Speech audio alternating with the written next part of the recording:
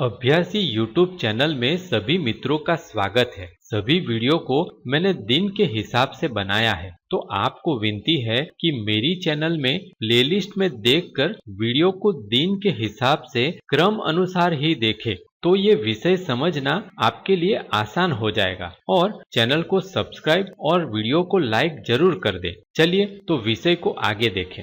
आ वीडियोनी अंदर स्ट्रिंगने लगता बीजा नाना नाना जे फंक्शन है ये आपणे जोईशुं। पहला आपणे इम्युलेटेड C++ चालू करिए। तो हवे हूँ 46 नंबरनी फाइल ओपन करीश।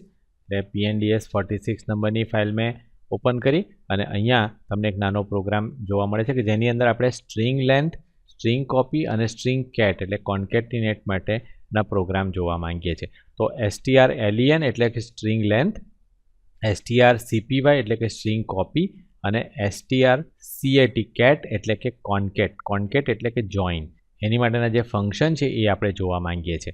તો આ બધા ફંક્શન છે એ string.h ની અંદર રહેલા છે, એટલે આપણે string.h અહીંયા ઇન્ક્લુડ કરાયું છે અને ત્યાર પછી આપણે મેઇનની અંદર s1 s2 અને s3 નામના 3 વેરિયેબલ ડિક્લેર કરેલા છે અને પોઇન્ટર વેરિયેબલ છે। જો કે આપણે પોઇન્ટરના ચેપ્ટરમાં આ બધું વધારે સમજીશું, પણ અહીંયા આપણે એટલું યાદ રાખીએ કે s1 s2 અને s3 નામના 3 વેરિયેબલ આપણે ડિક્લેર કરેલા છે। પહેલા વેરિયેબલની અંદર મેં pnds સ્ટોર કર્યું, બીજા વેરિયેબલની અંદર મેં સુજય સ્ટોર કર્યું અને ત્રીજા વેરિયેબલમાં મેં ખાલી સ્પેસ સ્ટોર કરી છે। હવે આ ખાલી સ્પેસ વિશેની માહિતી તમને વધારે પછીથી ખ્યાલ આવશે, પણ અત્યારે તમે જોશો તો અહીંયા એનું તમને જસ્ટ બ્રીફ ઓવરવ્યૂ આપું કે મેલોક ફંક્શન આપણે વાપરીએ છીએ। મેલોક એટલે મેમરી એલોકેટ।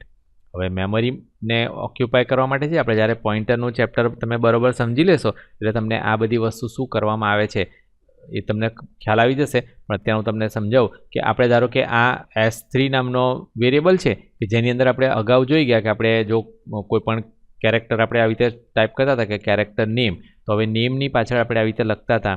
જો મારે 15 કેરેક્ટરનું નામ જોઈતું હોય તો હું આવી રીતે લખતો હતો કે 15। આ એરેઝથી આપણે લઈએ છીએ। હવે અરેઝથી જો આપણે જોઈતું હોય તો આપણે આવી રીતે લખી શકીએ કે 15, પણ આપણે જો અરેઝ ના વાપરવું હોય અને આપણે પોઇન્ટર વાપરવું હોય તો પછી પોઇન્ટરની અંદર આપણે કેવી રીતે બતાવી શકીએ કે મારે 15 કેરેક્ટર લેવા કે કેટલા કેરેક્ટર લેવા।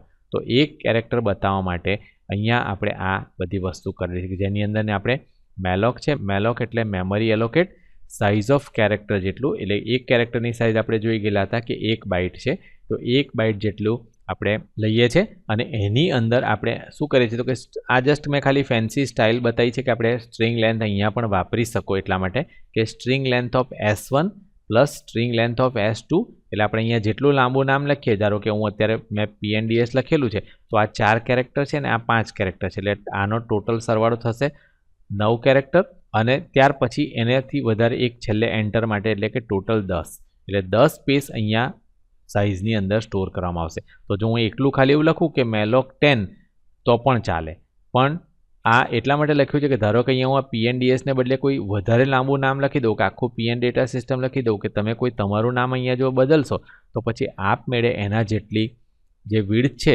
એ અહીંયા સ્ટોર કરી દેવામાં આવશે। એટલે જેમ આપણે અગાઉ જોઈ ગયા કે એરેની અંદર આપણે ફિક્સ કરી દેતા હતા કે કેરેક્ટર નેમ 15, તો એ 15 કેરેક્ટરનું જ રહેતું હતું, પણ પછી આપણે જો બદલીએ તો પછી અહીંયા બદલીએ તો એ 15 તો નહીં બદલાય, અને એટલા માટે આપણે આ બધું લખેલું છે। એ તમને પોઇન્ટરનું ચેપ્ટર છે એની અંદર વધારે ખબર પડશે કે આ આપણે બધું શું કરીએ છીએ, પણ અત્યારે એટલું આપણે યાદ રાખીએ કે s3ની અંદર આપણે આ બંનેનો પ્લસ એક કેરેક્ટર વધારે, એટલે કે લગભગ અત્યારે 10 કેરેક્ટર જેટલી જગ્યા આપણે મેમરીની અંદર બુક કરી।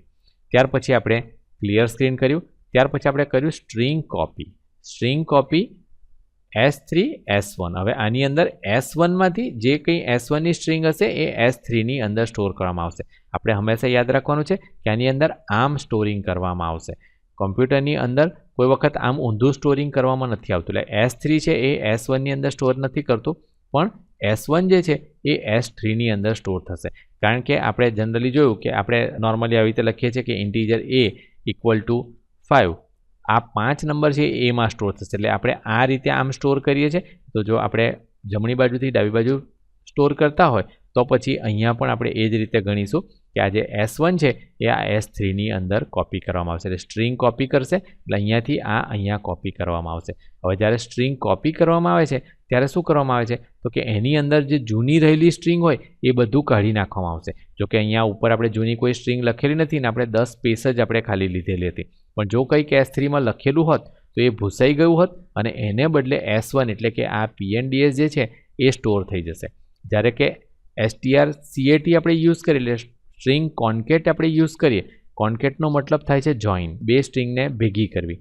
તો કોન્કેટિનેટ કરીએ એમાં શું થશે તો કે S2ની જે સ્ટ્રિંગ છે એટલે કે આ સુજય લખેલું છે એ આ S3ની અંદર એડ થશે. એટલે આપણે અહીંયા ઉપર જોઈ ગયા કે આ કમાન્ડથી ઓલરેડી PNDS જે નામ હતું એ કોપી કરવામાં આવ્યું અને એની પાછળ આ S2ની વેલ્યુ જોઈન થશે. એટલે જ્યારે જોઈન કરવી હોય આપણે ત્યારે strcat આપણે વાપરીશું અને જ્યારે આપણે જૂની ટેક્સ્ટ કાઢી નાખીને નવી ટેક્સ્ટ લખી દેવી હોય તો આપણે સ્ટ્રિંગ કોપી યુઝ કરીશું.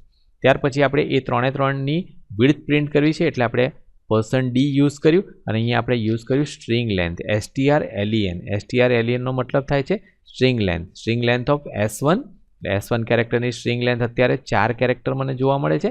એવી જ રીતે સ્ટ્રિંગ 2ની મને 5 કેરેક્ટર જોવા મળે છે અને જો આપણે સ્ટ્રિંગ 3ની જોઈએ તો શું થશે તો કે આ 4 પ્લસ આ 5, કારણ કે આ બંને આપણે ભેગા કરી દઈએ છીએ. પહેલાં આપણે કોપી કર્યું 1ને અને પછી એની પાછળ આપણે 2ને જોઈન કર્યું, એટલા માટે ટોટલ થશે આની અંદર 9. તો એ 9 વિડ્થ બતાવશે અને ત્યાર પછી આપણે સ્ટ્રિંગ 3ને ખાલી પ્રિન્ટ કરી છે %s થી. તો જો આપણે આને રન કરીશું તો અહીંયા જોવા મળશે કે આપણને 4 5 9 બતાવે છે.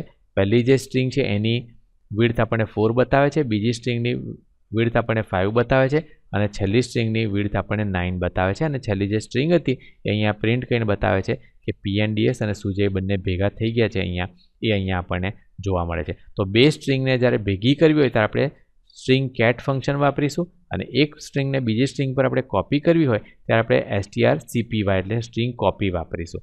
અને સ્ટ્રિંગની લંબાઈ આપણે જાણવી હોય ત્યારે આપણે સ્ટ્રિંગ લેન્થ જે ફંક્શન છે એ વાપરીશું. તો આશા છે કે તમને આ જે 3 ફંક્શન જે છે string.hની અંદરના એ તમને ખબર પડી ગયા હશે. જ્યારે આપણે પોઇન્ટર વગેરેના ચેપ્ટર સમજી લઈશું ત્યારે તમને આ ડિક્લેરેશન વગેરે પણ ખબર પડી જશે કે કેવી રીતે આપણે પોઇન્ટર ડિક્લેર કરવું. પણ અત્યારે તમે ડાયરેક્ટલી જો સ્ટ્રિંગ આપણે વાપરવી હોય સ્ટ્રિંગ कॉपी वगैरह तो आ रीते તમે પોઇન્ટર डिक्लेयर કરી અને વાપરી શકો। ये वीडियो देखने के लिए आभार। अगर आप कंप्यूटर के एकदम नए और एडवांस टॉपिक पर वीडियो देखना चाहते हैं तो ये वीडियो को लाइक करके चैनल को सब्सक्राइब कर लें। चैनल आगे बढ़ेगी तभी हम नए मुफ्त वीडियो अपलोड कर सकेंगे। आशा है कि आप लाइक, शेयर और सब्सक्राइब जरूर करेंगे। अगर आप ये वीडियो में इस्तेमाल होने वाली PDF फाइल व्हाट्सएप पर खरीदना चाहते हैं तो ये लिंक को देखें। वीडियो डिस्क्रिप्शन में भी ये लिंक दी है। धन्यवाद।